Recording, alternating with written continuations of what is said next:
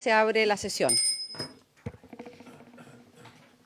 Le damos la más cordial bienvenida al senador Sergio Gaona, miembro titular de esta comisión, al senador Gastón Saavedra, que asiste en el día de hoy en representación de la senadora Isabel Allende y que siempre ha tenido una gran disposición en los temas hídricos. Damos también la más cordial bienvenida al coordinador hídrico del Ministerio de Obras Públicas, don Carlos Esteves, al coordinador legislativo, Tomás Mendoza, a la jefa del Departamento de Fiscalización, Carmen Herrera, a la asesora legislativa, a María Graciela Beas, a nuestro asesor permanente de la Biblioteca del Congreso en esta comisión y, por cierto, a quienes integran la Secretaría. Así es que, sin más, le ofrezco la palabra, don Jorge, para que pueda dar lectura a la cuenta. Señor secretario.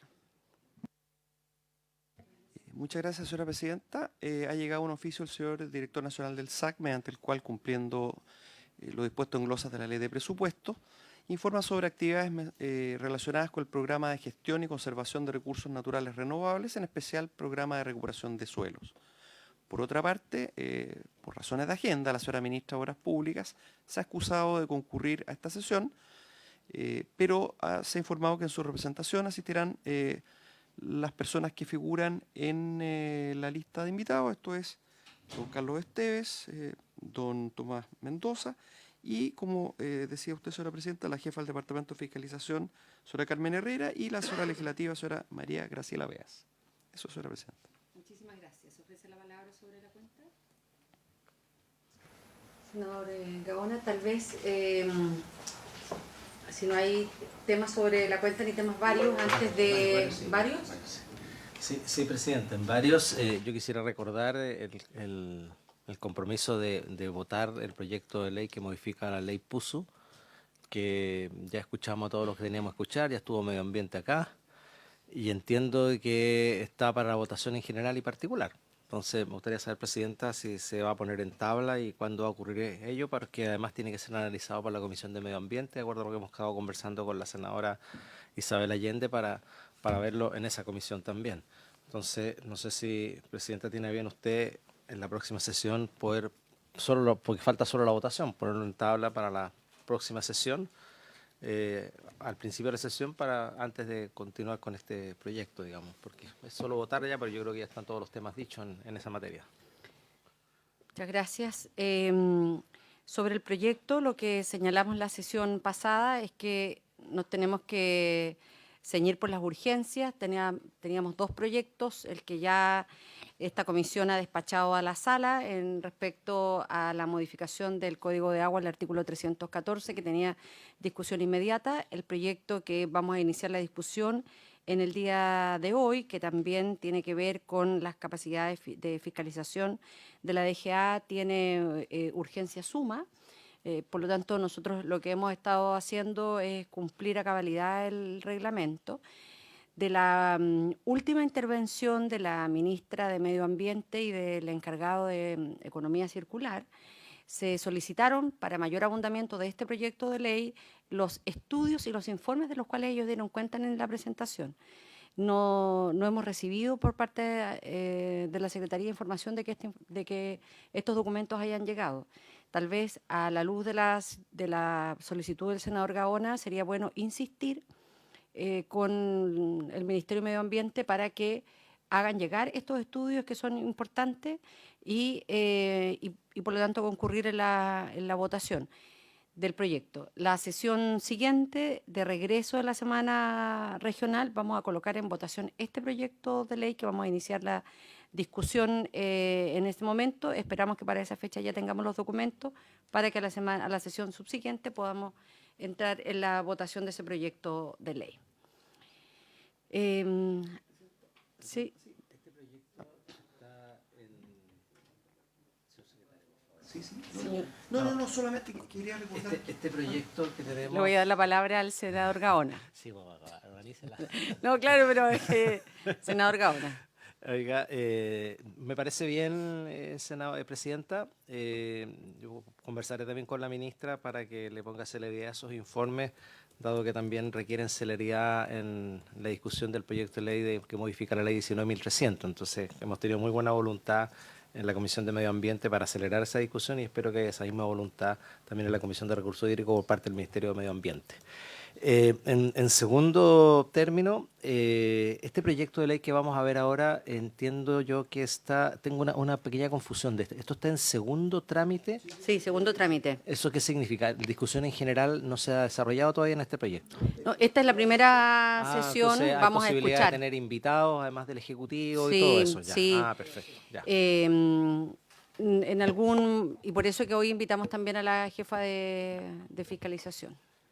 Sí, porque a mí me gustaría, perdón, presidente, me gustaría conocer la opinión de las juntas de vigilancia, de los regantes de la CONCA, me gustaría conocer la opinión de especialistas y expertos respecto a esta materia en el ámbito del derecho sancionatorio y todo eso. Entonces, lo tenía claro yo si ya estábamos listos para votar o si podíamos hacer... No, esta es la primera sesión de perfecto. este proyecto de ley que está en segundo trámite constitucional y que modifica el Código de Agua en todo lo relativo a los procedimientos de fiscalización. De alguna forma, las organizaciones de regantes, particularmente de la región de O'Higgins, que estuvieron la semana pasada, a propósito del otro proyecto, también hicieron mención a este tema. Durante la tramitación de este proyecto de ley en el primer trámite constitucional, de acuerdo a lo que se verifica en el informe, se escuchó al Ejecutivo y a la Dirección General de Aguas con especial atención porque, bueno, no obstante, uno necesariamente puede escuchar a quienes van a ser sujetos de la fiscalización. Es importante tener la opinión del Ejecutivo en esta materia y ceñirnos a los plazos que hoy día tienen. Yo quisiera, antes de entrar a la discusión de este proyecto de ley, que tal vez pudiéramos solicitar al coordinador hídrico del Ministerio de Obras Públicas, Carlos Esteves, dado que tenemos el proyecto en la tabla de la sala, en la sesión que va a comenzar a partir de las 16 horas de la modificación del Código de Aguas del decreto 314, y dado que se generó allí una duda razonable respecto del control de la legalidad por parte del organismo contralor con posterioridad, a pesar de que señalamos en la sala en que esto ya es una medida que existe y por eso que los decretos que actualmente se han tramitado en el marco de la crisis hídrica, la Contraloría invoca el decreto 111 del Ministerio de Obras Públicas, en donde se permite que el control de la legalidad se haga con posterioridad, como existe también, y así lo observó oportuna y correctamente la Secretaría de esta comisión, en otras leyes en que, como por ejemplo la ley de protección civil, que también establece el control de la legalidad con posterioridad por el sentido de urgencia que tienen, tanto en la crisis hídrica como en este caso en materia de protección civil. Sería bueno que pudiéramos escuchar la opinión del coordinador hídrico en esta materia antes de entrar en la discusión propiamente tal, pensando que además la presencia del senador Gaona, que es precisamente el sector que levantó la solicitud de la segunda discusión, podamos también escuchar las inquietudes y buscar una tramitación expedita, entendiendo la urgencia que se requiere, particularmente en la región que representa el senador Gaona. Senador Gaona. Sí, precisamente, presidente, primero dejar en claro que yo estoy absolutamente a favor de este proyecto del 314. Lo dijo así usted en la sala Sí, en su intervención. de la modificación del decreto ley, del proyecto del artículo 314 del Código de Agua, pero también hay una duda razonable respecto al control de legalidad y que me parece importante aclararlo para dar tranquilidad a un importante sector del hemiciclo. Entonces, dicho eso, yo quisiera dos aclaraciones para un poco, para tener más argumentos y poder convencer a los colegas de que esto hay que aprobarlo rápidamente hoy día. Primero, ¿cómo salvamos este tema del control de la legalidad? Porque hay dos casos donde efectivamente después la Contraloría no ha tomado razón de esas intervenciones, esos decretos. En el caso de Yanquihue, si no me equivoco, y algo más, no recuerdo en este rato, si me pudiera ilustrar el coordinador hídrico del Ministerio de Obras Públicas respecto a esos dos casos, ¿qué ocurrió después? Porque Se aplicaron dos decretos y se aplicaron todas las medidas y después la Contraloría no tomó razón. Si de por medio hay, porque la modificación al 314 y todo esto afecta a terceros, sin duda alguna, y evidentemente tiene que haber un control de legalidad. Ahora, se entiende que ese control de legalidad puede hacer después y se pueden empezar a aplicar las medidas porque normalmente la Dirección General de Agua hace bien las cosas, digamos. Entonces, en ese sentido, pero hay dos casos en que no ocurrió así. Me gustaría saber qué pasó después con los afectados en ese minuto, porque entiendo yo de que no hay indemnización alguna, o a lo mejor sí, eso es lo que quiero saber. ¿Qué pasa en caso de que efectivamente se tomen medidas, se afecta a terceros, después la Contraloría diga que el decreto es ilegal, o que las medidas son ilegales y que evidentemente no toma razón, y ya la afectación se produjo a terceros? ¿Cómo salvamos eso? Primero quisiera conocer la impresión o la opinión del coordinador hídrico o del Ejecutivo para poder tener claridad sobre esos dos casos específicos y además en el caso de que efectivamente la Contraloría no tome razón. Eso en primer término. Respecto del proyecto de ley que está para discusión hoy día, yo por lo menos estoy completamente de acuerdo con esa propuesta del Ejecutivo. De hecho, lo voy a votar a favor y todo ello. Pero varias juntas de vigilancia y especialistas me han pedido y han mostrado sus reparos y me gustaría escucharlo y me gustaría que lo escucháramos. Por eso planteo esta alternativa de que efectivamente podamos escucharlos y poder tener esas opiniones también, digamos, para la historia de fiscalización en el segundo proyecto de ahora. Sin prejuicio de que yo estoy absolutamente de acuerdo de esos dos, pero además yo estoy muy influido por mi situación crítica regional. Entonces a veces la situación crítica regional y a mí me interesa resolver los problemas de mi región y no siempre lo local es el óptimo nacional. Es por eso que yo quiero escuchar y ver primero, en el caso de la modificación del 314, cómo podemos salvar estas dudas que hay para dar tranquilidad y por último para que quede la historia fidedigna de la ley. Y en el segundo, el tema de que refuerza los temas de fiscalización o corrige algunos temas de la última modificación al proceso sancionatorio. Vamos con el primero, vamos con el 314 y después abrimos la discusión. Exacto. y hacemos Entonces, la listado claro, de invitados. Lo que yo quería era dejar un claro cuál es el contexto de mis dudas y de las necesidades de aclaración que requiero, porque las dos cosas están de alguna forma ligadas. Muchas gracias, senador. Le ofrecemos la palabra al coordinador hídrico. 314. Es como una película de acción, ¿no? El coordinador hídrico 314. Presidenta, es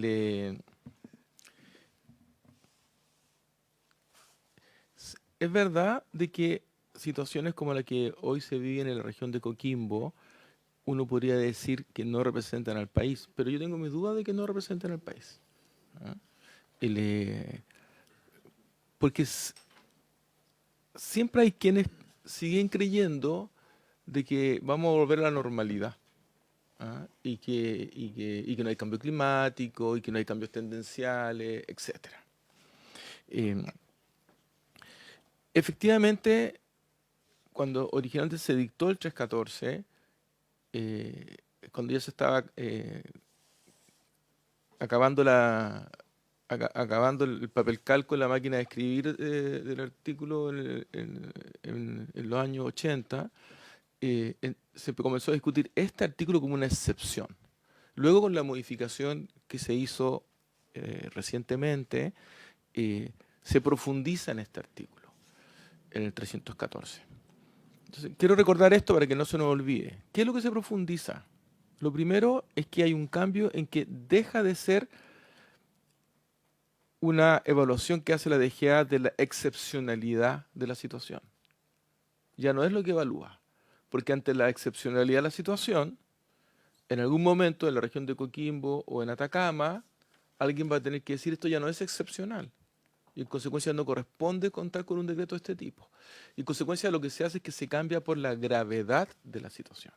Las consecuencias, más que una comparación con los últimos 30 años de la excepcionalidad del régimen de precipitación y del régimen de escorrentía. La segunda cosa relevante que se hizo, y que creo que es bien importante tener a la vista, es que en el régimen normativo anterior, lo que teníamos es que la Dirección General de Agua requería al menos una reunión de acuerdo o un intento de acuerdo entre los actores.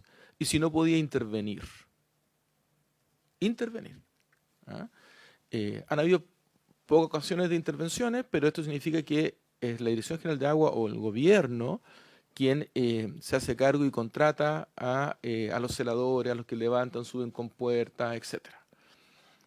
La modificación lo que hace es que crea un estadio intermedio, previo a la intervención, ojalá pensando que nunca sea necesario hacer una intervención. Y lo que dice entonces es que se pide que la Junta de Vigilancia y los actores relevantes tengan un acuerdo de distribución o de redistribución. ¿Ah?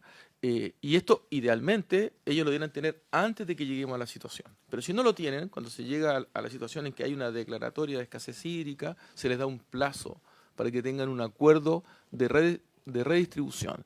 ¿Y por qué es redistribución versus distribución? Porque en esta ocasión hay una preferencia para salvaguardar el derecho humano al agua potable y saneamiento. Si ese acuerdo no cumple con las condiciones técnicas básicas, como por ejemplo salvaguardar el derecho humano al agua potable y saneamiento, o nunca se presenta dentro de plazo, la Dirección General de Aguas puede entonces instruir, ordenar que se hagan ciertas cosas. Si es que eventualmente sigue habiendo un pasivo o no se cumple, qué sé yo, en algún momento podrá intervenir. Entonces, este espacio intermedio está relacionado con la modificación que estamos haciendo ahora. ¿Ah? Porque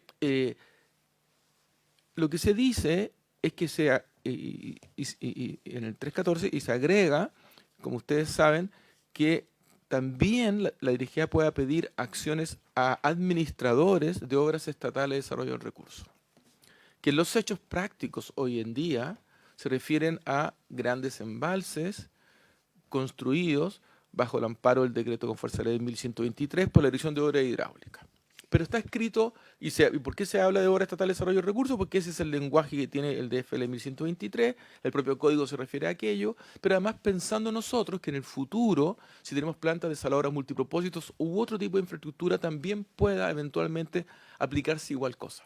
Es decir, que distribuyan las aguas salvaguardando una preferencia. Si es que en estas obras estatales el Estado actúa de una manera irrelevante, porque si una obra totalmente privada, no la aplica. En ese esquema, en consecuencia, y lo planteo porque algunos senadores de oposición al gobierno me plantearon, tenemos inquietud, porque eso significaría que habría que tener dos acuerdos de redistribución, uno con la Junta de Vigilancia y otro con los administradores. Naturalmente que eso no es así. ¿Ah? Eso no es así. La regla general es que los que administran estos embalses de obras estatales de desarrollo de recursos son un componente de la Junta de Vigilancia. Esa es la regla general. O sea, en el caso de Elqui, por ejemplo, senador, o en el caso de Huasco, eso se resuelve de ese modo. Y la Junta de Vigilancia de Elqui toma definiciones que comprometen a la administración del embalse Puclaro. Y por tanto, no es así. Justamente es una de las razones por la cual esta disposición. En Paloma, hubo en otro lugar que puede ocurrir lo mismo. En el Paloma, el que administra el embalse no obedece directamente a la Junta de Vigilancia de Río Grande y Limarí. Lo primero es que en el Limarí hay varias juntas de vigilancia, 6 o 7. La CACEP es la administración del Paloma, pero me refiero a la junta de vigilancia que hay en el Limarí, son varias, son 6 o 7, etc. El último, la DGA ya recientemente instruyó a las otras juntas de vigilancia, están aguas arriba, muchas de ellas, para que también tome medidas y acciones al respecto. La CACEP, o el Sistema de Administración del Embalse de Paloma, está compuesto por actores que vienen de otras cuencas o subcuencas. Por ejemplo, Recoleta. El embalse de Recoleta es parte del Sistema de Administración de Paloma. El embalse Cogotí es parte del sistema. El canal Camarico es parte del sistema. En consecuencia, el que administra, el directorio que administra, en el caso de Paloma, no responde necesariamente a una junta de vigilancia. La Junta de Vigilancia de Río Grande y Limarí tiene opinión, pero no es el que administra, porque hay un comité directivo al respecto. En consecuencia, en una situación tan crítica como la que se está viviendo allí, perfectamente puede ocurrir una situación que nadie desearía, que se diga, mire, Río Grande y Limarí tiene no sé cuántos millones de metros cúbicos aquí en el embalse, Camarico tiene tanto, Recoleta tiene tanto, Cocotín tiene tanto, pero hay otro componente, que se estima que son como 6 o 7 millones originalmente, que eran de administración del sistema y que no responden a alguno de ellos. Para evitar ese problema que se puede ir produciendo en otros lugares, pero efectivamente hoy día es principalmente allí, ¿ah? Y para evitar que alguien señale, sí, pero es que en el derecho público usted solo puede hacer lo que expresamente la ley le autoriza para hacer, y por tanto usted no puede instruir, podría reclamar a alguien, ¿ah? A la administración de un embalse porque no es la Junta de Vigilancia, es que se propuso esto. Sí, claro.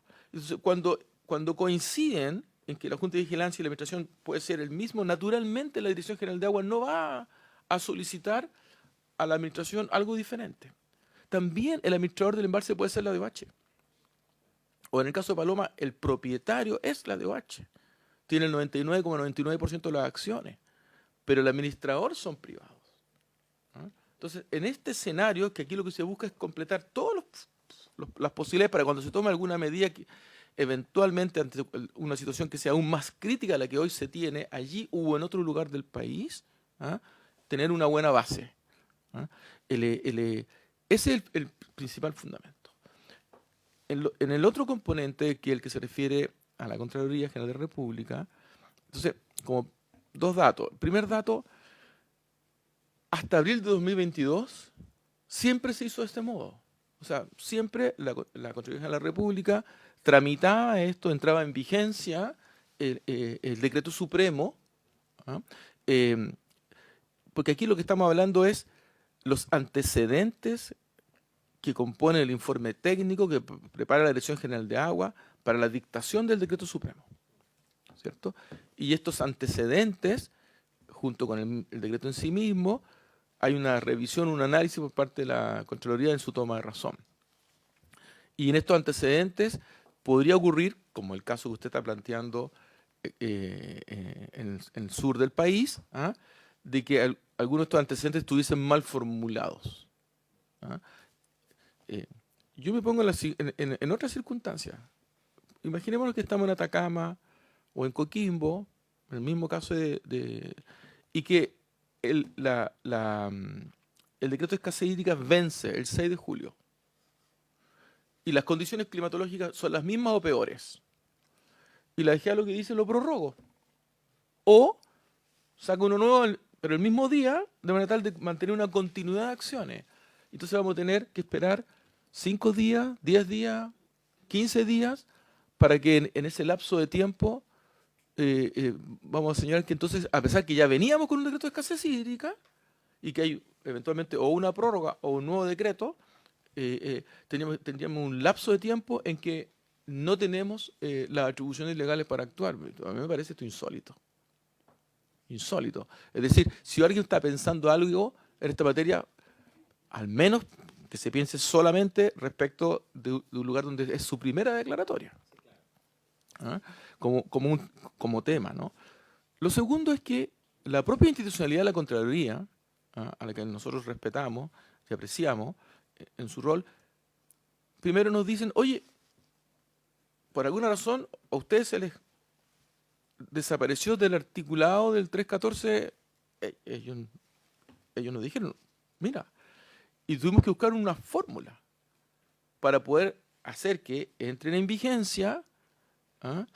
Y mientras tanto ocurre la toma de razón, y esta fórmula es el artículo 111 del decreto con fuerza de ley 850, que es la ley orgánica del Ministerio de Obras Públicas. ¿Ah? Y eso es, y yo tuve a bien enviarle esta información tanto a la senadora Proboste como al senador Gaona, pero aquí mirando, por ejemplo, el último de Coquimbo, en la resolución tomada de razón por la Contraloría General de la República, se dice, el presente decreto, así como las resoluciones que se dicten por la Dirección General de Aguas en virtud de las facultades conferidas en el artículo 314 del Código de Aguas, se cumplirán de inmediato, sin perjuicio de la posterior toma de razón por la Contraloría General de la República, a fin de evitar o paliar daños o graves perjuicios a la colectividad o al fisco, originados por las condiciones de severa sequía etc. Lo que ocurre es que la norma que se está citando, que dice aquello, también señala de emergencias imprevistas. ¿Ah? Entonces, en conversaciones con el equipo de la Contraloría, no con la Contraloría General de la República, sino que con el equipo de Contraloría, varios meses atrás, se nos dice ya, pero en el futuro es bastante posible que se argumente por alguien de que la sequía no es imprevista. ¿Ah? Hay cambio climático, hay cambios tendenciales, qué sé yo, y el componente de imprevisto, entonces sería más lógico que estuviese en el Código de Aguas, que vuelva a estar esto, y no que estemos remitiéndonos solamente a la norma de la emergencia que se refieren en la Ley Orgánica del MOP, que es bastante antigua en el artículo 111. Eso es lo que yo podría señalar como principal criterio, Presidenta. Senador Gaona, esto aclara las dudas, o yo sé que usted no tenía dudas, pero Sí, lo que respecto pasa es de que- batería argumentativa. Sí, necesito más batería argumentativa. Por eso, ya, comprendo lo de la diferencia entre administrador y juntas de vigilancia, bien, y eso, porque eso fue una de las principales cuestiones que plantearon senadores de mi sector fundamentalmente, y de todos los partidos de mi sector. Entonces, eso yo lo entendí bastante bien y agradezco esa batería argumentativa. Lo segundo tiene que ver con también lo de la Contraloría, el control de legalidad y todo ello. Mi preocupación es cómo argumentar respecto del potencial afectación de terceros y que finalmente la Contraloría no toma razón de ello, pensando fundamentalmente en el decreto de escasez hídrica o las medidas tomadas por esos decretos por primera vez. No en las sucesivas, porque claro, ya se viene aplicando ya, entonces no tiene mucho sentido el cuestionamiento que le acabo de plantear. Pero los que son por primera vez, entonces, ¿cuál es la respuesta para esos afectados, esos terceros afectados por medidas que después la Contraloría declarara ilegal? Me estoy colocando en el peor escenario que puede ocurrir. De hecho, ocurrió en Yanquihue, son dos casos. En Yanquihue, si pudieran ahí también contarme qué pasó con esos terceros ahí, un poco para tener ejemplos prácticos de cómo ha ido ocurriendo los problemas. Don Carlos, la encantada. Le ofrecemos la Muchas palabra a Carmen Herrera. Por su intermedio, Presidenta, muchas gracias. Comentarles que, bueno, yo venía a ver el otro proyecto, pero me gustaría manifestarle un par de cosas a lo que está consultando el senador que parecen dudas sumamente razonables. Es decir, para nosotros es siempre una preocupación cuáles son los efectos. Y yo creo que ese es el principal elemento a argumentar en ese caso, cuáles son los efectos que tiene un decreto de escasez. Cuando nosotros declaramos escasez en la zona norte del país, que están acostumbradas, incluso tenemos regiones que llevan varios años, tenemos una batería de herramientas y una batería de acciones que se implementan, todas las que mencionó Carlos, por ejemplo. Pero en el sur son más bien nuevas. Y tal vez eso es lo que ha llevado a alguna preocupación en Chiloé, en Yanquihue, en Osorno, que son los casos que estamos evitando. Me gustaría comentarle que ¿por qué la Contraloría? En primer lugar, de esos tres que mencioné, que son los que están, voy a decir así, en cuestionamiento, hay dos que están en trámites, que no han sido representados. Es decir, que la Contraloría nos pide más antecedentes. Voy a poner el antecedente que nos solicita para que vea como cuál es la problemática. No es un tema de legalidad, sino que hasta el mes que se incluyó en el informe, era hasta el mes de marzo, y el documento estaba fechado en el mes de abril. Entonces, lo que la Contraloría nos dice es, incluya el mes de abril. Obviamente ahí eso tiene un dinamismo también, porque hidrológicamente tenemos que ver si es que las lluvias que ocurrieron entre marzo y abril cambian o no el número, pero en la práctica no es una observación de fondo que dijera, mire, acá usted va a afectar a personas que no deberían verse afectadas, sino que tiene que ver con los cálculos que nosotros hacemos. En otros casos hemos tenido algunos problemas de la fecha en que se envía, la fecha en que entrega, y en los casos en que corresponda, la Contraloría todavía no ha representado ningún decreto. Es decir, nosotros entendemos que hay uno que tendría problemas, pero los problemas que se presentan son de ese tipo.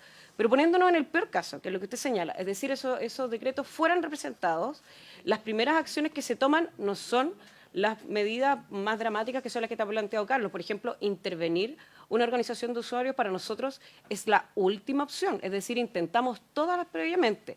En efecto, y me gustaría mencionarlo, yo sé que en esta comisión se ha mencionado en innumerables ocasiones, el primer efecto es poder dotar a las personas con camiones aljibes. Entonces, más bien ese efecto no es un daño, no es un malo, sino que más bien es bueno.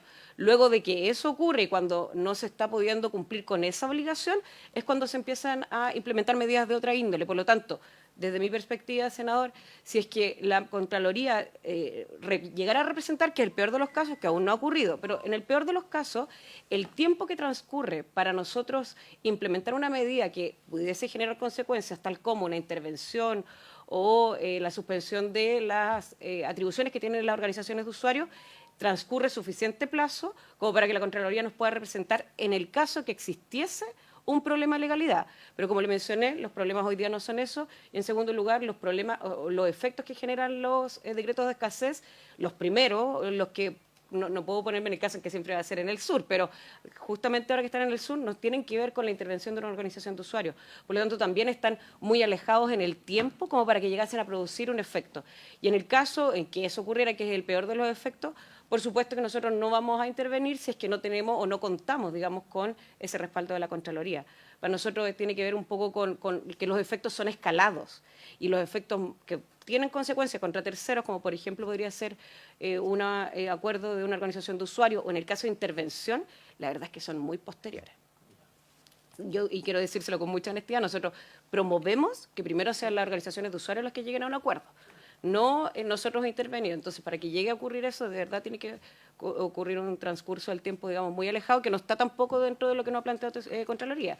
Contraloría, en general, las representaciones son de la índole que le mencioné y son más bien inmediatas que nosotros las podemos corregir.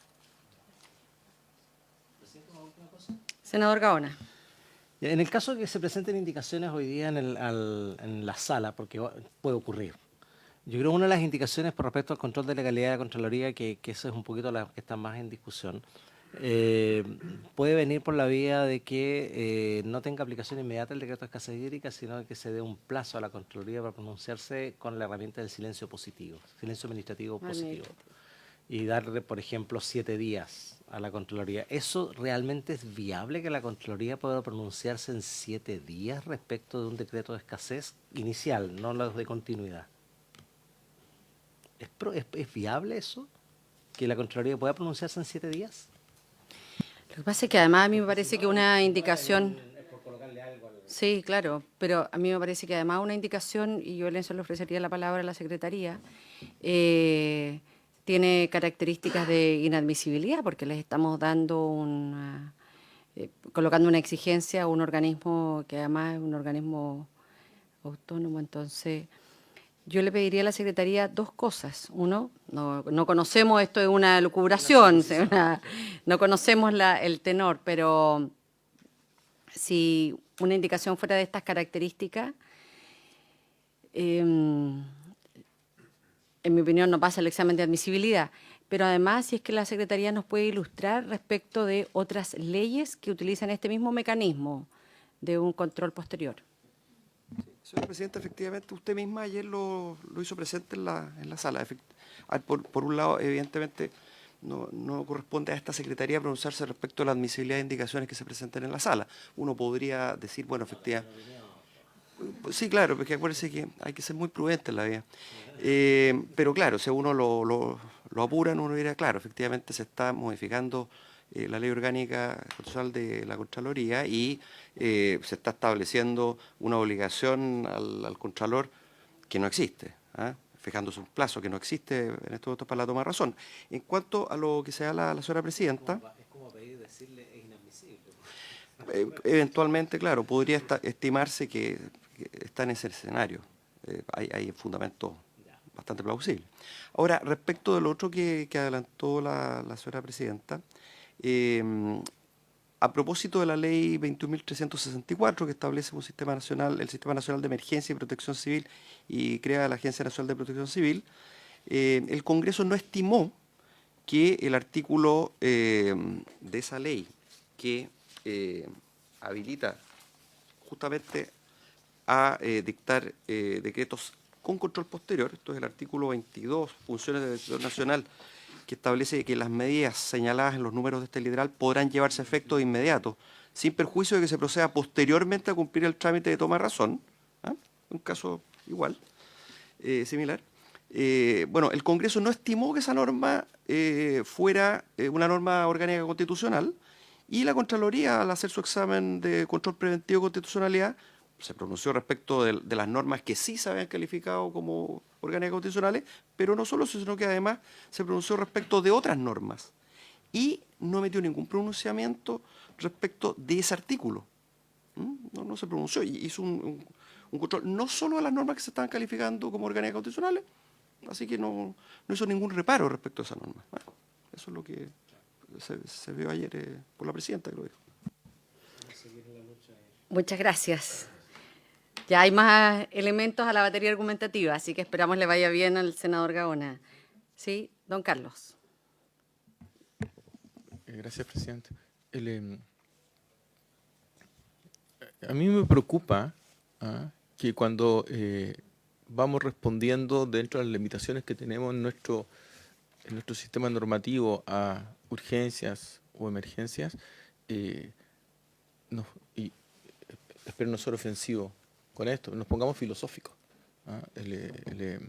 O sea, aquí hay que ser concreto. Hay que tener herramientas para resolver problemas. Hay muchas cosas que no se han hecho de la manera que se deberían haber hecho. Nuestro sistema reposa en una base. La base en la que reposa es que se regulan a actores que por regla general son privados. Las empresas sanitarias son privadas. Estas tienen que hacer planes de inversión, planes de desarrollo, etc. Por A, B o C, por condiciones no esperadas o lo que sea, algunas de estas no se cumplen. Y además existen situaciones precipitacionales de otro tipo que nos llevan a una situación crítica. Ante eso, las herramientas con las que disponemos requieren que actuemos con urgencia, con emergencia, con prontitud. En el caso de los decretos de escasez hídrica en la zona sur, Yanquihue y en esta zona, no conllevan, no acarrean medidas de readministración de las aguas, de prorrateo de las aguas. Lo que buscan estos decretos son medidas muy básicas. Una de las que mencionó Carmen recién, cambio de energía, pero la otra que es muy relevante es el permiso transitoriamente a extraer agua de un punto donde no se tiene autorización como punto de extracción. Que cualquier actor, un sistema de agua potable rural u otro, pueda hacer un sondaje y extraer aguas porque está seco en un punto determinado. Mientras tanto se va regularizando esta situación y es una situación temporal. Si esas medidas alguien luego puede sentir que le resultan afectadas porque luego el control de legalidad no ocurrió, naturalmente puede cualquier persona que pueda verse afectada puede recurrir ante los tribunales de justicia y podrá decir que se adoptaron medidas que no tuvieron el respaldo jurídico o legal correspondiente. Pero lo primero es dar respuesta a una situación de grave emergencia, y estoy convencido que la gran mayoría de los parlamentarios no entiende lo que está pasando en Limarí y en otras partes del territorio. Muchas gracias. Senador Gaona, para finalizar y poder entrar al punto en la tabla. Solo, más allá de las cuestiones filosóficas, esto no es epicurio, ni cínico, ni escéptico, ni estoico, digamos. No estamos hablando de filosofía acá, estamos hablando de cuestiones concretas, y estas dudas también son concretas, no filosóficas. Sí, no sé, pero por lo mismo, son dudas concretas. Entonces, porque precisamente lo que usted señala es que estas son dudas que tienen la gran mayoría de los parlamentarios, y es porque precisamente no les ocurre todavía lo que nos ocurre a nosotros en el norte. Entonces, nuestra obligación es convencerlos de que eso les va a ocurrir y que esta herramienta va a ayudar en términos concretos a resolver los problemas o por lo menos mitigarlos. Entonces, yo solo me quedo con dos dudas. Y todo esto, entiéndame, que esto es para poder responder a todas las inquietudes que me están planteando un sinfín de parlamentarios. Entonces, especialmente los del sur de Chile, los del norte no hay problema. Cuando se revisa la votación en la Cámara de Diputados, los diputados de la región de Coquimbo votaron absolutamente en contra de su bancada. Porque allá no se entendió la situación del norte de Chile o de la situación de la centro norte de Chile, no se entendió. Y nos está ocurriendo lo mismo acá, y lo que queremos es que efectivamente aquí en el Senado hay una votación no tan dividida y que efectivamente tengamos, ojalá, la mayor parte de parlamentarios sumados a esta modificación del decreto ley 314. Entonces, hay dos cosas que no me respondieron. Yo sé que todavía no ocurre Pero en caso de que esta afectación a terceros o a un colectivo tercero después se declare ilegal por parte de la Contraloría, ¿cuál es el mecanismo de resarcimiento de ello? ¿Qué pasa allí? ¿Se tiene que ir a tribunales? El tribunal dirá que aquí hay indemnizaciones que tiene que dar el Estado a esos afectados. ¿Cuál es cómo ustedes ven eso? Porque claro, uno puede decir que efectivamente aquí se afectó a terceros, se declaró ilegal por parte de la Contraloría, o sea, no tomó razón la Contraloría de este decreto por algo de fondo, y por tanto que hay afectación de terceros, pero esos terceros no pueden quedar así como ya, aquí se nos afectó, la Contraloría dijo que esto era ilegal, tendrían que recurrir a los tribunales y, por ejemplo, demandar una indemnización de daño y perjuicios, por ejemplo. Eso me gustaría que me contaran, porque me pudieran dar argumentos más jurídicos para poder yo decirle, oye, mire, sí, efectivamente, puede que la DGA se equivoque, pues el decreto no haya estado bien, que se haya declarado ilegal, pero la gente tiene la posibilidad de ir a los tribunales y reclamar por indemnización de daño y perjuicio. Sabe tener esa claridad de que esa alternativa existe, que esa gente no queda a merced de una decisión potencialmente discrecional, arbitraria y discriminatoria por parte de la autoridad. Eso es lo que me gustaría que me lo Muchas reafirmaran. gracias. Le voy a ofrecer la palabra al coordinador hídrico, pero creo que en esto también es muy bueno insistir, y usted lo dijo en su intervención. Muchas veces se mira desde la realidad de las regiones del sur, Claro. como que esto nunca fuera a ocurrir. Y que esto solo es un problema de una mala administración de un grupo de personas determinadas que secaron un embalse. Claro. Y se mira como que no existiera un cambio climático, como que la tendencia se pudiera desatender y como que esto fuera una situación extremadamente excepcional. Y la verdad no lo es. Lamentablemente no lo es. Y yo creo que también es importante para quienes están escuchando y siguiendo esta conversación, en que esto es una medida excepcional. Lo que uno espera es que las organizaciones, las juntas de vigilancia, puedan llegar a tener sus acuerdos de redistribución. Y esto es una figura intermedia. Aquí no es que lo que se busque es que el Estado vaya a intervenir. Lo que uno va a proponer y va a impulsar siempre es que las propias organizaciones tengan sus acuerdos de distribución, de redistribución, colocando como propósito lo que hemos definido en el Código de Aguas, que son los usos prioritarios, en este caso, para el consumo humano.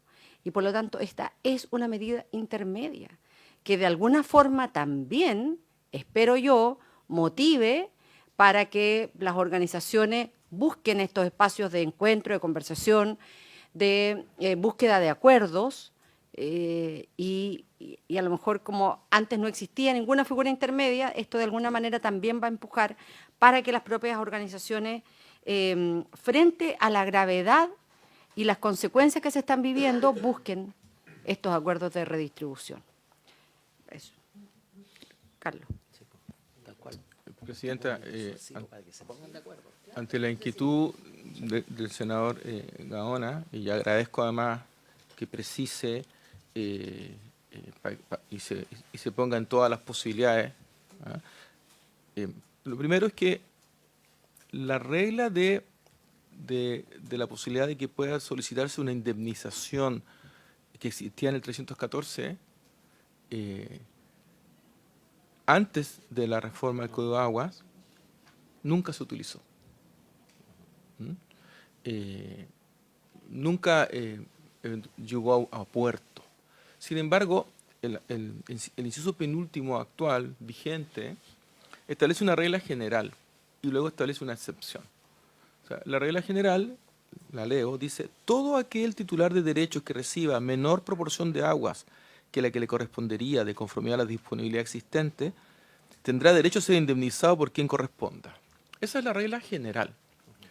Si es que una actuación de la Dirección General de Aguas, al dictar un decreto determinado, o una autorización que da la DGA para que otro haga algo, la persona podrá perfectamente actuar contra la Dirección General de Aguas. Hay una excepción a esta norma, y la excepción dice: solo tendrán derecho a ser indemnizados por el fisco aquellos titulares de derecho de aprovechamiento que reciban una menor proporción de aguas que aquella que le correspondería de aplicarse por la Dirección General de Aguas las atribuciones que se le confieren en el inciso sexto. En ningún caso procederá indemnización si dicha menor proporción fuera consecuencia de la priorización del consumo humano, el saneamiento y el uso doméstico de subsistencia, los términos que señala este artículo.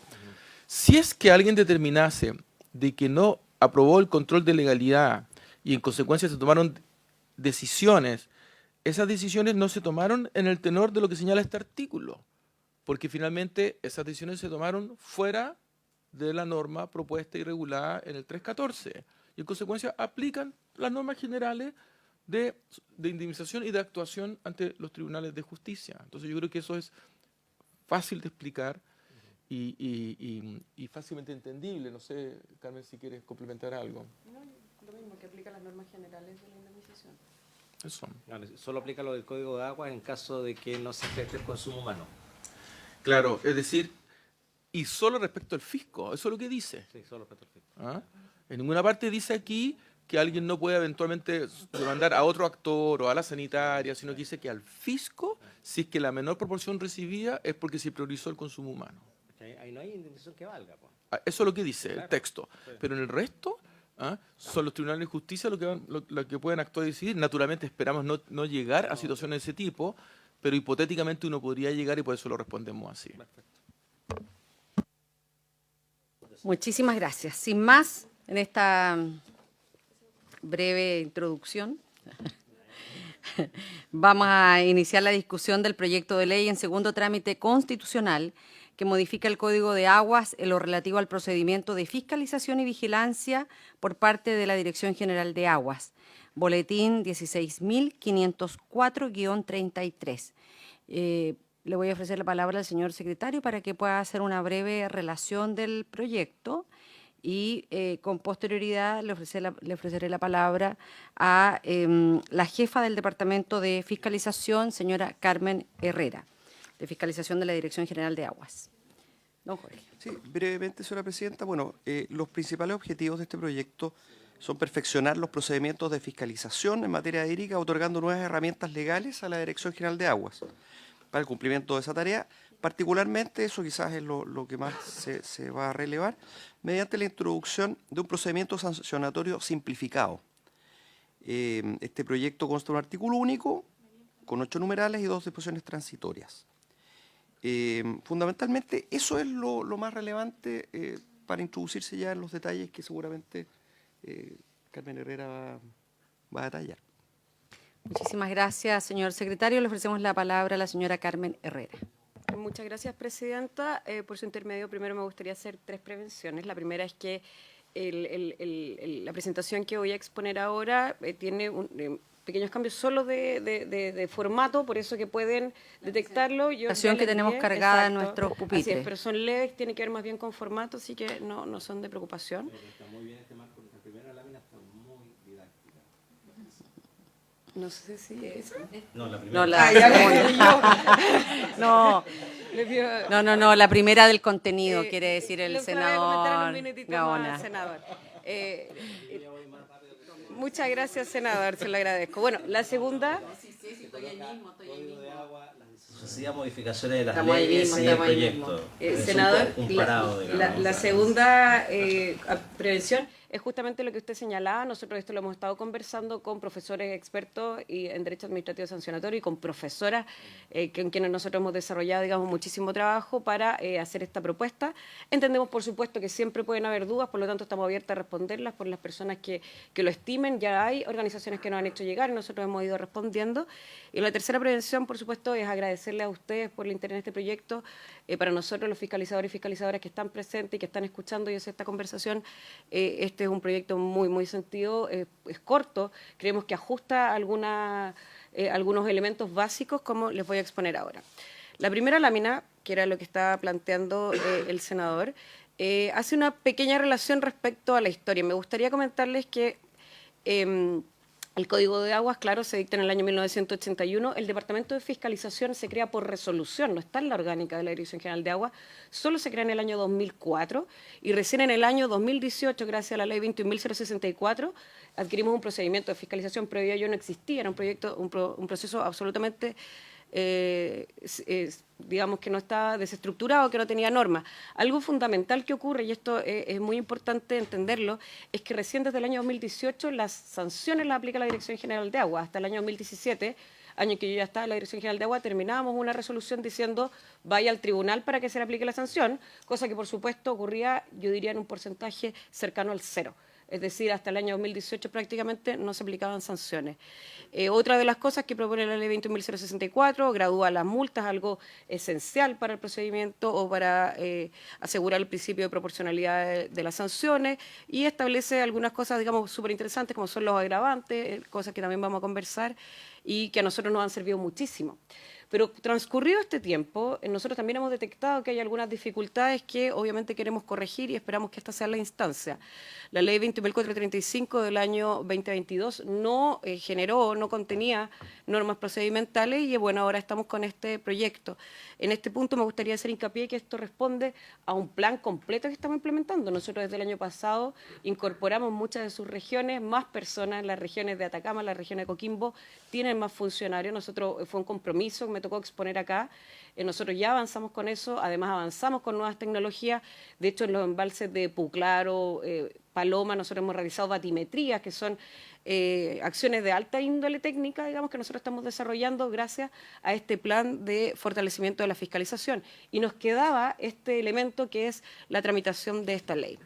El diagnóstico tiene que ver con, bueno, la necesidad de fiscalizar, no por aplicar multas, sino por mejorar la gestión de las aguas en los territorios. Es decir, nosotros no tenemos un fin recaudatorio, nosotros no nos cansamos de decir eso porque no nos interesa aplicar multas, nos interesa que la gente tenga el agua para utilizarla cuando corresponde. Obviamente hay una sensación de impunidad, respondemos tarde, probablemente lo que más se menciona cuando se nos hacen críticas es que somos muy tarde, no es que sea malo, no es que sean pocos, sino que son tardíos. Tenemos un solo procedimiento para enfrentar diversos tipos de infracciones. Esto es absolutamente inusual. Todas las normativas vigentes en nuestra legislación contemplan distintos procedimientos, por supuesto, para enfrentar distintos problemas. Y lo otro es que tenemos una falta de herramientas para incentivar el cumplimiento. Siempre somos reactivos, siempre a posterior, siempre vamos después de que ocurre la infracción y la verdad es que lo que tendríamos que intentar es que eso no ocurriera. Tendríamos que venir con una imagen más preventiva.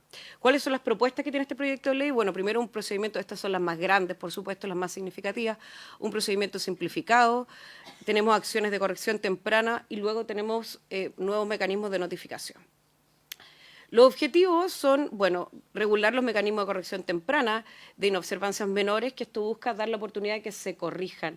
Esto es algo largamente conversado, en todas las legislaciones vinculadas con fiscalización existe. Uno primero tiene que promover que se cumpla y posterior de ello ejercitar el músculo administrativo de sanciones. Es decir, nosotros no podemos gastar HH en alguna infracción o alguna inobservancia que podía corregirse de manera temprana. Ese tiene que ser un incentivo y la verdad es que las normas más modernas tienen que ver con eso. En ningún caso es desconocer que va a existir el procedimiento ordinario y si corresponde hay que aplicarlo. Pero primeramente queremos solicitar que quede regulado un mecanismo de corrección temprana. En segundo lugar, un procedimiento administrativo simplificado. Creemos que nuestro procedimiento es bueno, es útil, pero es largo y no nos permite responder con la suficiente agilidad que se requiere en algunos territorios, tal como aquellos que están declarados con zonas de escasez. En este sentido, el procedimiento sancionatorio simplificado ofrece un par de hipótesis que las vamos a revisar en detalle en unos momentos más. En tercer lugar, hemos detectado que una de las principales dificultades, y no es solo para este procedimiento, me consta que en esta sala se han discutido previamente problemas de notificación, en que la notificación demora mucho más de lo que debería ser y, por supuesto, por ser un trámite ajustado al debido proceso, tiene que realizarse con la suficiente seriedad. Por lo tanto, estamos tratando de adecuar esos mecanismos. Y hay otros mecanismos o otros ajustes enfocados en pago de multas, en el cumplimiento de las resoluciones, en adoptar medidas preventivas que nosotros queremos desarrollar. Respecto a la corrección temprana, la corrección temprana es un mecanismo enfocado en asegurar el cumplimiento de la infracción por sobre la aplicación de la sanción. Quiero ser muy clara y muy enfática en esto. la Dirección General de Aguas no se va a agotar en aplicar la sanción cada vez que sea necesaria. Nosotros estamos permanentemente, de hecho hemos implementado un plan de seguimiento de que cada vez que aplicamos una sanción, esta sanción se cumpla, no tan solo el pago de multa, lo que necesitamos es que se restituya el imperio del derecho, es decir, que la gente que no tiene derecho de aprovechamiento de agua deje de sacar agua, la gente que modificó el cauce sin autorización restituya el cauce. Nosotros no nos agotamos, sino hasta cuando se cumple aquellas medidas que nosotros hemos ordenado. Por lo tanto, la corrección temprana tiene que ver con ciertas hipótesis que nosotros creemos que se cumplen o estamos llamados a promover su cumplimiento, más que sancionarlos porque tienen alguna característica esencial. Vamos a revisarlo más adelante. Si es que obviamente así lo estiman, tenemos unas láminas que están con el texto específico de cada uno de los artículos, pero vienen un poquito más adelante.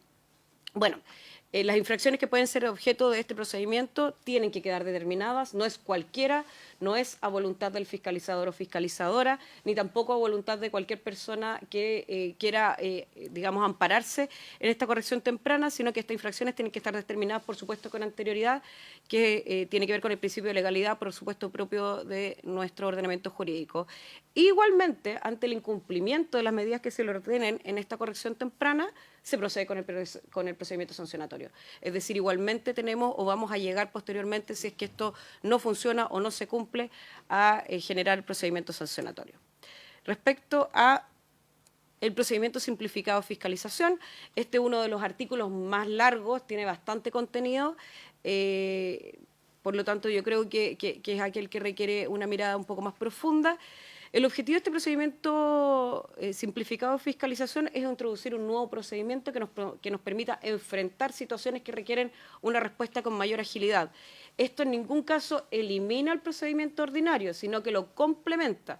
Es decir, nosotros vamos a tener a disposición 2 procedimientos en el caso en que se inicie una investigación que pueda terminar en una infracción. Les recuerdo que el Estado, ejerciendo el jurisprudencia estatal, tiene que hacer un procedimiento, no puede aplicar una sanción sin un previo procedimiento. Simplemente nosotros queremos diversificar estas herramientas, que existe el procedimiento ordinario, que es el que ocurre hoy día, y nosotros creemos que este procedimiento simplificado puede venir a acortar lo que ocurre en ciertas hipótesis. ¿Cuáles son las hipótesis? Bueno, infracciones sancionadas con multas de bajo cuantía, entre 10 y 500 UTM.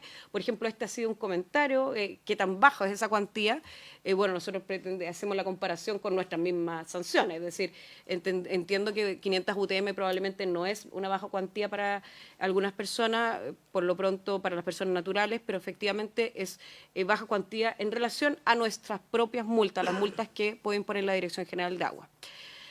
Otra hipótesis son las infracciones cometidas en áreas de escasez hídricas declaradas y vigentes, como es lo que enfrentamos en 2 regiones del país y que obviamente estábamos conversándolo recientemente. En el sur esto no es algo tan conocido, pero finalmente nosotros entendemos que es una situación, como decía Carlos, que no podemos legislar para las situaciones excepcionales, sino que tiene que legislarse para el general de la situación que enfrenta el país. Una tercera hipótesis tiene que ver con infracciones cometidas en zonas de prohibición.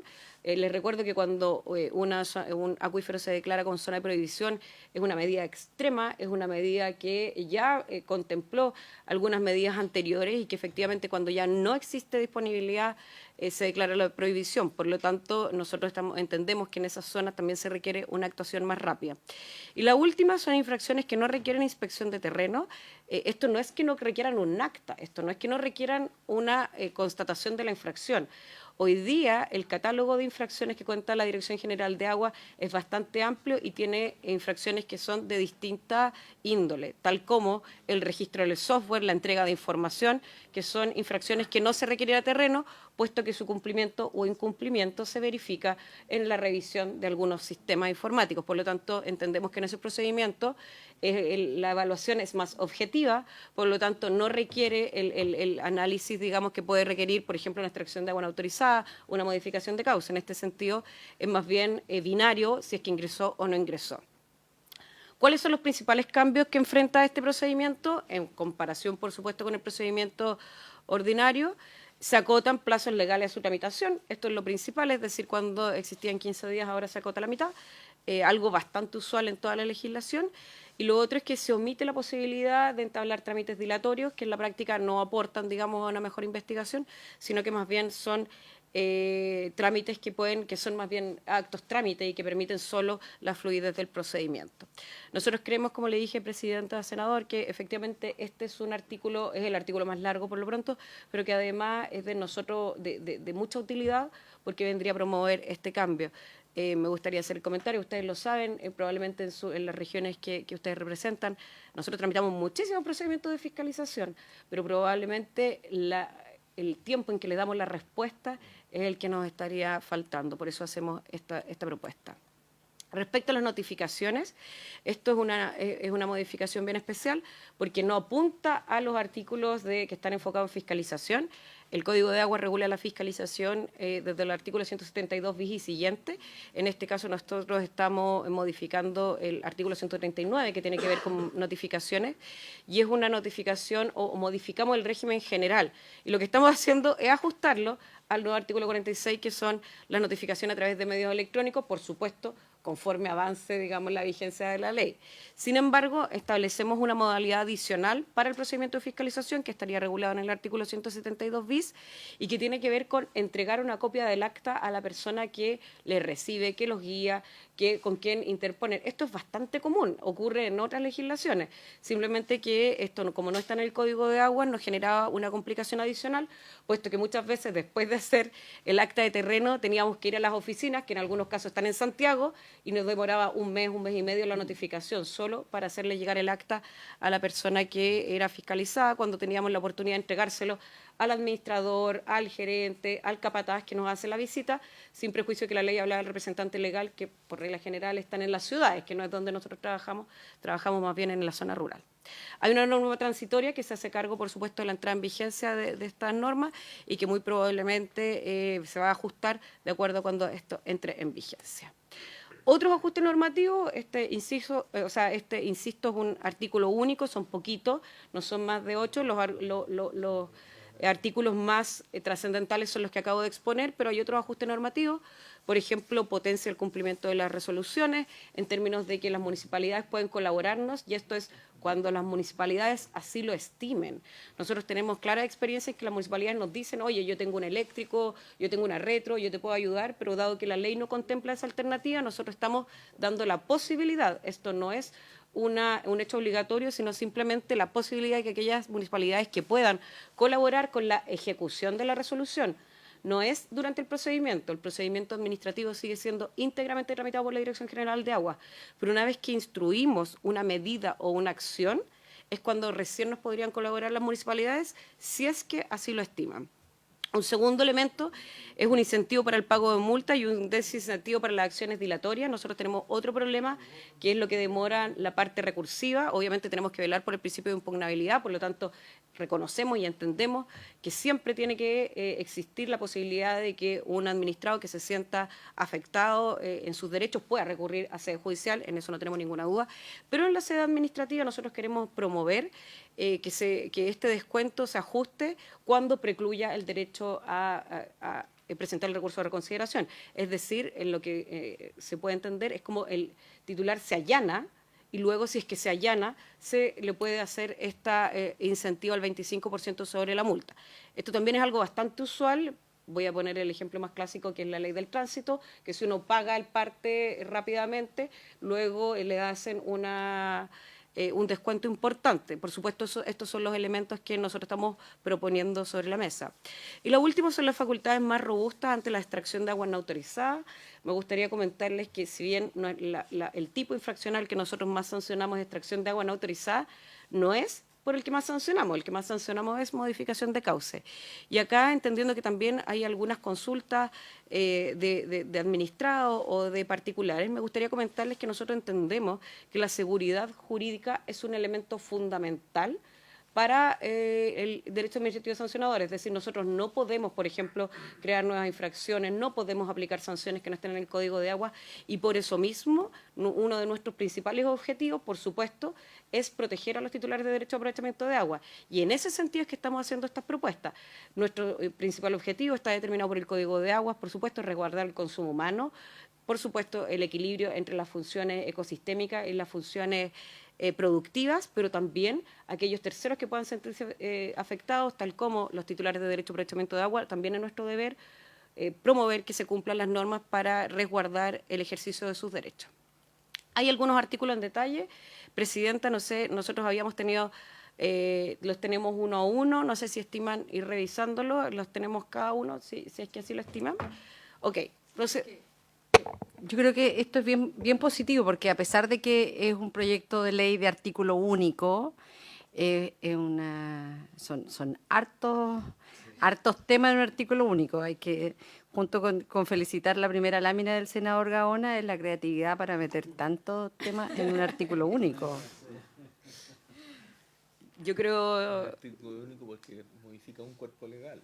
No, claro, pero en la práctica... Este artículo único tiene poco, pero tiene hasta artículos transitorios, pero ya, vamos, eso está todo fuera del micrófono.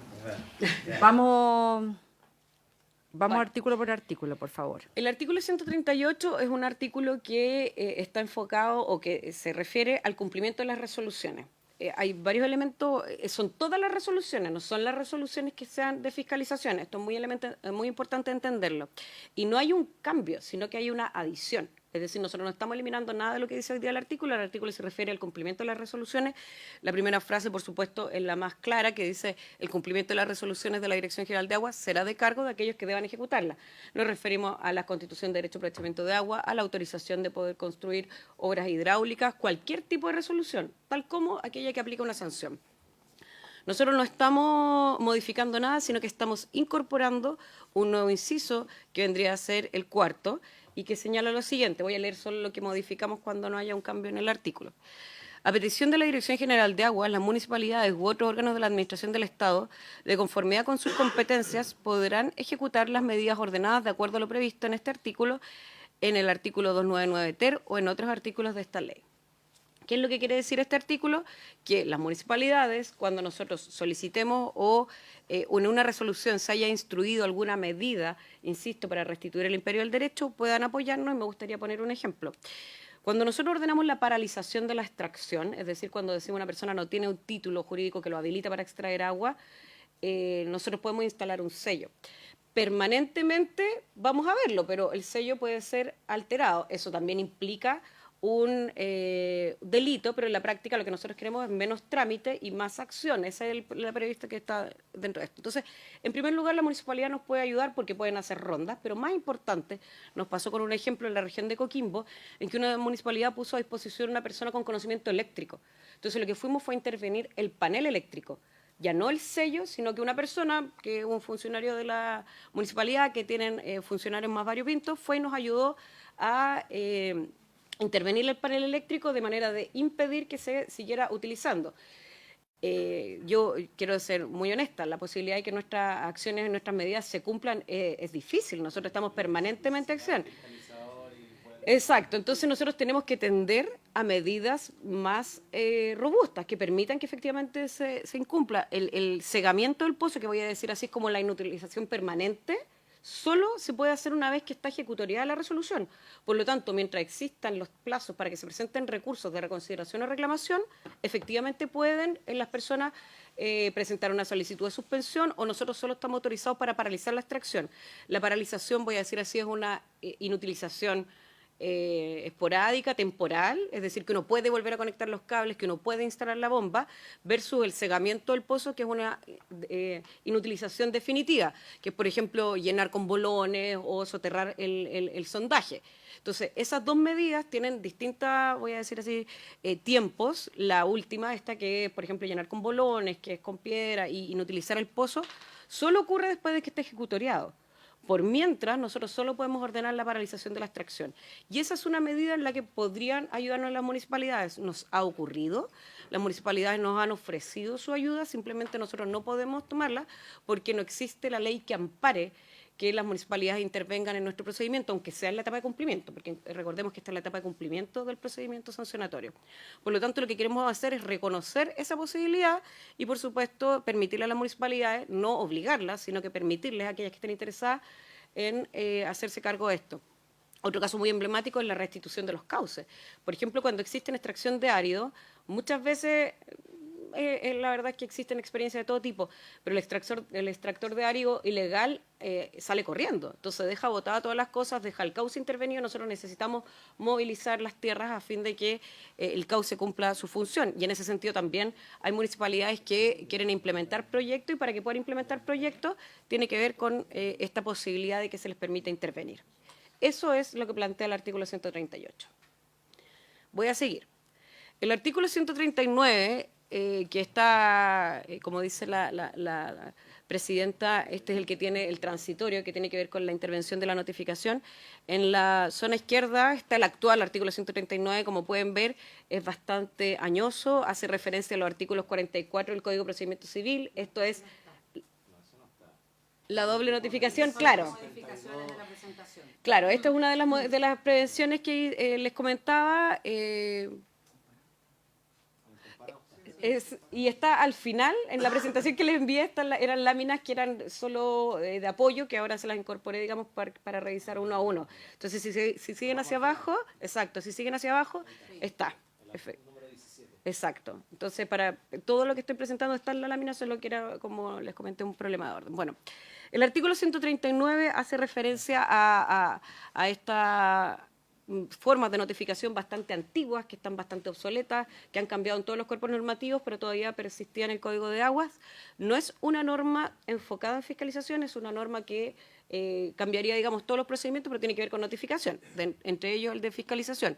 Y lo que estamos proponiendo, voy a leerlo, esto sí cambia el artículo, dice: las notificaciones que la Dirección General de Aguas deba realizar en cualquiera de sus procedimientos administrativos se practicarán a través de medios electrónicos conforme lo previsto en el artículo 46 de la Ley 19.880.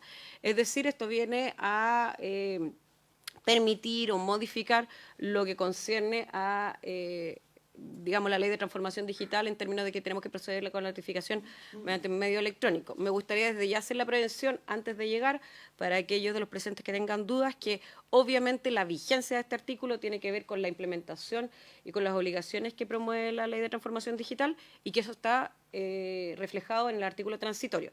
Es decir, nosotros decimos, mientras no se encuentre implementado esto, se va a aplicar, y hace alguna mención que vamos a llegar cuando estemos en ese artículo. Así que esta es la norma general, obviamente, que se hace cargo de esta nueva forma de notificación. Como ven, hoy día el artículo 139 todavía es bastante antiguo en su propuesta, hace incluso mención al Código de Procedimiento Civil. ¿Voy a seguir? Acá empiezan algunos de los artículos que a nosotros nos parecen que son más. Aquí ya estamos dentro de los artículos que regulan la acción de fiscalización. Como les comenté, el artículo de fiscalización parte en el artículo 172 bis y siguientes, por lo tanto el 172 cuáter está dentro de estos, y este en específico hace una mención a la notificación.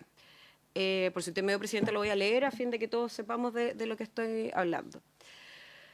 Cuando constaren en el acta de inspección hechos que se estimen constitutivos de infracción, deberá notificarse personalmente al presunto infractor de conformidad al artículo 139, adjuntando o acompañando copia del acta y señalando que podrá presentar sus descargos y los plazos para deducirlos. El acta podrá ser notificada personalmente al presunto infractor si es que éste se encuentra en el lugar que se realiza la inspección. En los casos que ello no resulte posible, el funcionario ministro de fe encargado de la diligencia establecerá cuál es su habitación o el lugar donde habitualmente ejerce su industria, profesión o empleo, de lo que dejará constancia en el acta, y procederá a su notificación en el mismo acto. Si por cualquier causa ello no fuere posible, la notificación se hará fijando en un lugar visible un aviso que dé noticia de la fiscalización y copia del acta que se le notifica. En caso que la habitación o el lugar donde habitualmente ejerce su industria, profesión o empleo se encuentre en un edificio o recinto al que no se permite libre acceso, el aviso y las copias se entregarán al portero o encargado del edificio, dejándose testimonio expreso de esta circunstancia en el acta. El ministro de Fe deberá georreferenciar las diligencias que realice, lo cual deberá constar en el expediente sancionatorio que se apertura.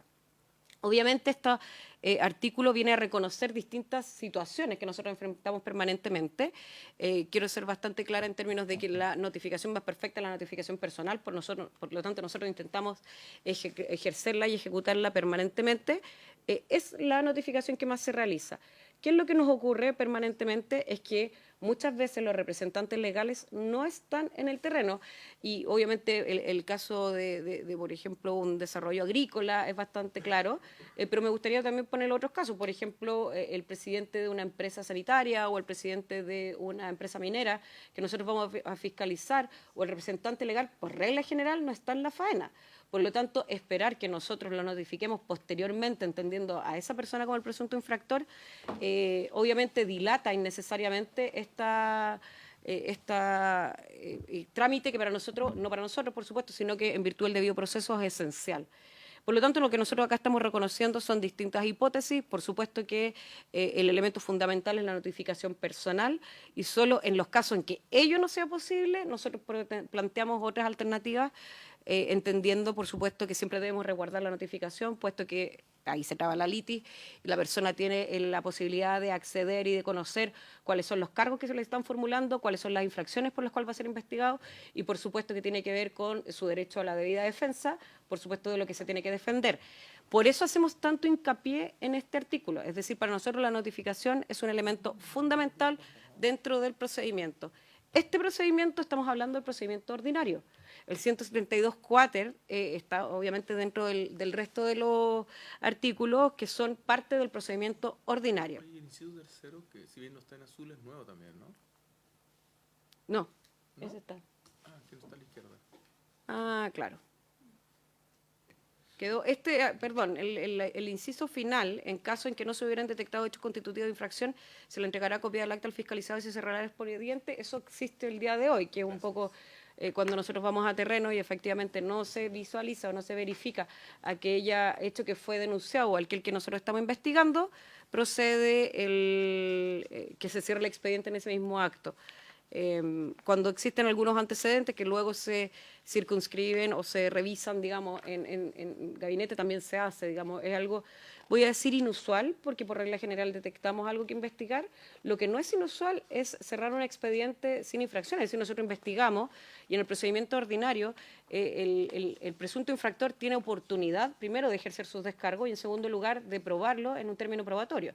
Cuando existan, voy a decirlo así, como circunstancias que permitan suponer eso. Es decir, el procedimiento ordinario que está vigente hasta el día de hoy es bastante útil y ambas partes tienen la posibilidad, digamos, de exponer cuáles son sus antecedentes.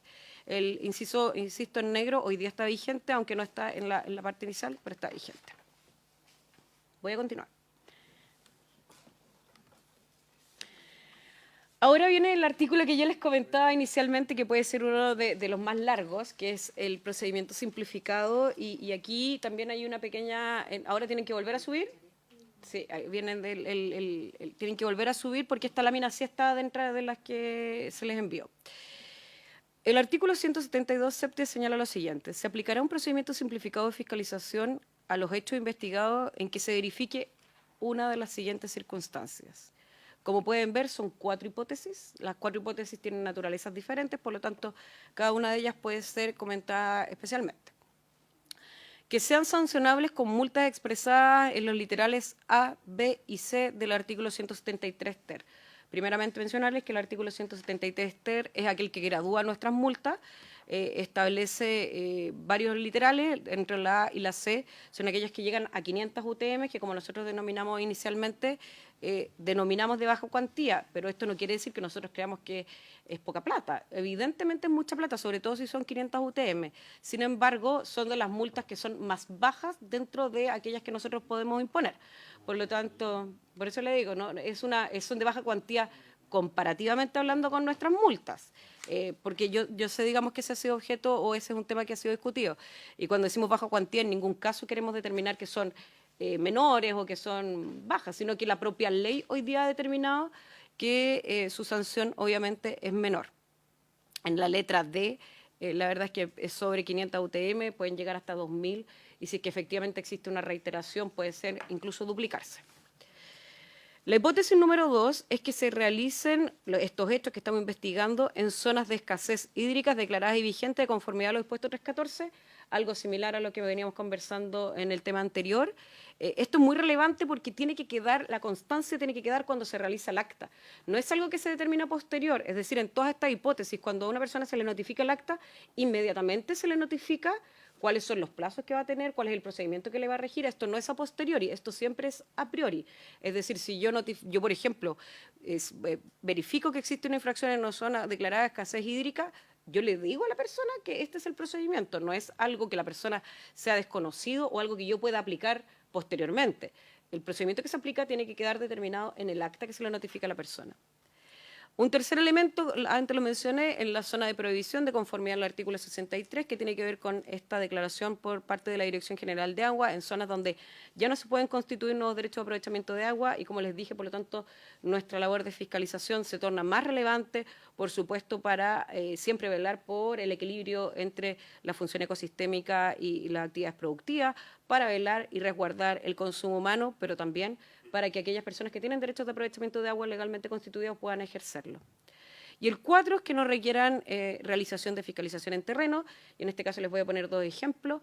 El primero de ellos, por ejemplo, el registro en el software de monitoreo de extracción efectiva. Eso es algo que nosotros hacemos con un cruce en un sistema. O, por ejemplo, aquella obligación derivada del artículo 122 bis, en que las organizaciones de usuarios tienen que presentar a la organización de usuarios su rol de usuario actualizado. Esto se verifica en oficina aparte, es decir, yo no voy a ir a ver a terreno si es que me ingresaron en una fecha, que es durante el año, un documento. El ingreso a un documento es algo que tiene que verificarse de una manera distinta a aquella fiscalización en terreno. ¿Puedo contestarlo? ¿Sí? Presidenta. Estamos casi a la hora. No sé si la jefa de la fiscalización concluye quiere, en podemos, sí, podemos, en este este es un artículo, elemento que en podríamos este terminar, numeral. parece, porque después empieza el procedimiento, que es más Sí. detallado y que ahí tal vez podría ser. Este es el artículo más largo. Sí. En 2 minutos vamos a poder... No, Bueno, no, el corazón dejemos- del proyecto, no sé si en 2 minutos vamos a poder... Sí, dejémoslo hasta acá. Es Carlos Esteves. Lo primero es que le pido disculpas, Carmen, porque esto probablemente se lo pregunté hace 6 meses y se me olvidó. Sí, es posible.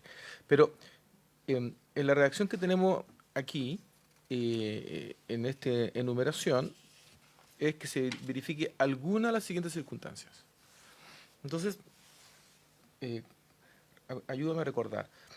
Es decir, si es que es una zona donde hay un decreto de escasez hídrica o una zona de prohibición y la sanción es superior a los literales A, B y C, en teoría se podría aplicar esto. Sí. ¿Ah? Sí, es son decir, cada uno por separado. pueden ser sanciones mayores Exacto. si que estás en un decreto de escasez hídrica o estás en una zona de prohibición. Como está redactado hoy día es así. Ya. Y la segunda pregunta, y también lo tengo que haber olvidado, es el numeral 3 se refiere a zonas de provisión, es decir, solamente aguas subterráneas. Y por alguna razón no tenemos SUPAR en aguas superficiales, que serían Declaración declaración de de agotamiento, por eso también lo preguntaba. Eso. Sí, no está, es una alternativa que nosotros tenemos. Estamos tratando, o este artículo tiene que ver con infracciones que son relativamente objetivas de determinar. Es decir, nosotros tenemos que ver con ingresó o no ingresó el documento, está o no está. Cuando nosotros hacemos eco de la discrecionalidad, nunca de la arbitrariedad, sino que más bien de la discrecionalidad administrativa, tratamos de evitarlo y eso lo estamos dejando al procedimiento ordinario, porque estimamos que tiene que haber un intercambio mayor, una investigación más profunda. Por lo tanto, lo que estamos tratando de circunscribir acá son elementos que estén lo más objetivo posible y que una persona también, porque en este caso también tenemos que resguardar los derechos del administrado, por supuesto, sepa a lo que se enfrenta. Entonces, hoy día está determinado así, Carlos, si es que se estima incorporar, puede ser, no sé, área... bueno, primero la zona de agotamiento, que efectivamente es el par, hay pocas declaradas. La verdad es que nosotros hoy día esa es la propuesta. Como estamos llegando ya al término de la sesión, no vamos a abrir necesariamente proceso de consultas ahora, porque sería interesante poder revisar el conjunto de los numerales que se pretenden modificar. Pero dado que llegamos solo hasta el 172 septies, preguntar si es que en el trámite anterior se hizo la consulta al Poder Judicial, porque se señala en la letra E, no alcanzamos a llegar hasta acá, en que, sin perjuicio de que la Corte de Apelaciones respectiva pueda ordenar lo contrario en el caso del recurso de reclamación. Entonces, como hay aquí una modificación, le ofrezco la palabra al señor secretario si es que corresponde en este caso también. O sea, pregunto si es que hubo consulta al Poder Judicial y cuál, porque no está consignado en el informe. Señor secretario. Sí, efectivamente, señora presidenta, la letra E del inciso segundo del artículo 172 septis hace aplicable a la resolución que pone término al nuevo procedimiento sancionatorio simplificado que se crea los recursos de reconsideración y reclamación establecidos en los artículos 136 y 137 del Código de Agua, y normas referidas también a la aplicación de dichas vías de impugnación fueron remitidas al Tribunal Constitucional para su control con ocasión de la reforma al Código de Aguas. Y dicho tribunal, el Tribunal Constitucional, reafirmó que se trataba de disposiciones de carácter orgánico constitucional, pronunciándose posteriormente en forma favorable, en todo caso, acerca de su constitucionalidad. Entonces, claro, podría plantearse, ¿no es cierto?, que esta sería una norma que cabría consultar a la Suprema, que hasta el minuto no se ha hecho, y posteriormente aprobarse con coro orgánico constitucional. En todo caso, la Cámara de Diputados, en primer trámite, aprobó. Sí, no, pero aprobó con un quórum, más allá de que se haya dicho o no, con un quórum absolutamente suficiente, porque aprobó con 145 votos a favor y 2 abstenciones, o sea, el quórum se alcanza sobradamente, o sea, no, exacto, o sea, si bien no se expresó de manera concreta, se alcanza absolutamente, entonces cabría determinar si, ¿no es cierto?, también la DGA estima prudente consultar a la Corte Suprema y posteriormente establecer que debe aprobarse esto con coro orgánico. ¿Mm? No, o sea, es solamente el procedimiento. No, lo que pasa es que la Constitución establece que cuando se modifican atribuciones, organización de los tribunales, cabe consultar a la Suprema. Es un trámite que ni siquiera es vinculante, la consulta. Es una obligación establecida en la Constitución, pero para cumplir con los trámites ordinarios, digamos. Presidente. Carmen. Solo aclarar, indiferente que por supuesto que estamos llanos a seguir el mejor trámite que corresponda, que respecto al 137, que es aquella atribución que tienen los tribunales, no hay cambio. El que cambia es el 136, que es una atribución del recurso de reconsideración que se tramita en sede administrativa. Entonces, nosotros, de hecho, el primer párrafo es más bien una reiteración de lo que dice arriba, que dice que contra esa resolución se puede interponer ambos recursos. Y para aquel recurso administrativo, que es el recurso de reconsideración, es el que existe el cambio, que es que se acota el tiempo, pero en la reclamación no existe ningún cambio, que es aquel que tienen que conocer los tribunales de justicia. Siempre, por supuesto, velando por el principio de impugnabilidad. Entonces, también precisar eso, que es solo el de reconsideración el que contempla una acotación del tiempo. Presidenta, perdón, pero esto es un procedimiento nuevo. O sea, esta no es una atribución que tenga actualmente los tribunales respecto de este procedimiento que no existe. Este es un procedimiento nuevo, no existe. Sí. Cualquier resolución de la Dirección General de Agua, cualquier resolución, Sí. puede ser objeto de reconsideración y reclamación. Sí. Cualquiera. No, Por si eso tanto, está sí claro. existe. Sí. Es decir, aunque no lo dijeras, si no dijeras Bueno. nada, existe. Ahora, lo que quiero señalar y reafirmar lo que dice Carmen, es que más allá de que la comisión pueda tomar la decisión de hacer una consulta a la respectiva corte, efectivamente lo que se está haciendo es que el interesado, no la corte, ¿ah?, tiene un plazo de 10 días para interponer el recurso de reconsideración en sede administrativa. Eso es lo que dice el texto, pero bueno, eso. Bueno, como vamos a tener por medio la semana regional, yo prefiero que hagamos la consulta al Poder Judicial, de manera de que independientemente que en el primer trámite no se haya considerado.